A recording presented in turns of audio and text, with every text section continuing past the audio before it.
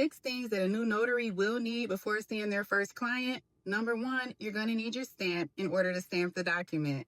Number 2, make sure you have a reliable ink pen and bring extras just in case one runs out, and also so you and your client won't have to share an ink pen back and forth. The third thing you're going to need is your notary journal. You want to make sure that you're able to document all of your transactions in your notary journal so you can log everything that you do.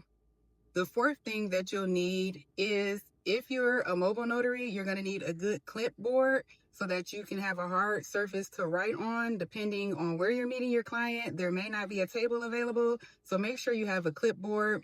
And I would recommend a clipboard that has a compartment that you can store documents in. The one I used, I got from Amazon. It has a compartment for paperwork and a spot for you to secure your ink pens inside of it. And then the fifth thing is going to be extra notarial certificates. You want to make sure that you have all of your certificates stored inside of your clipboard.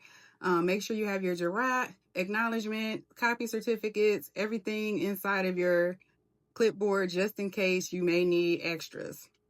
And then the last thing that you're going to make sure that you have is an alternate form of payment besides just accepting cash. You want to make sure you give a option for a person to pay with card. So I would recommend using Stripe, Square, or I believe GoDaddy has one as well that you can use to accept a different form of payment. That way you can accept cash or card and make it more convenient. A lot of those have, they're right on your phone, they're apps, and then they have tap to pay. So it makes it a lot more convenient and more professional for your client.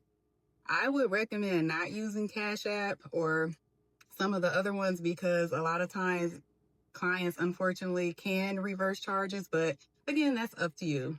And as always, make sure that you're checking with your state and following your state laws, because not everything applies in every state. And there are some states that don't even require stamps to do notarizations. So make sure that you always check what's required in your state. And if you have all those things, then you're ready to see your first client.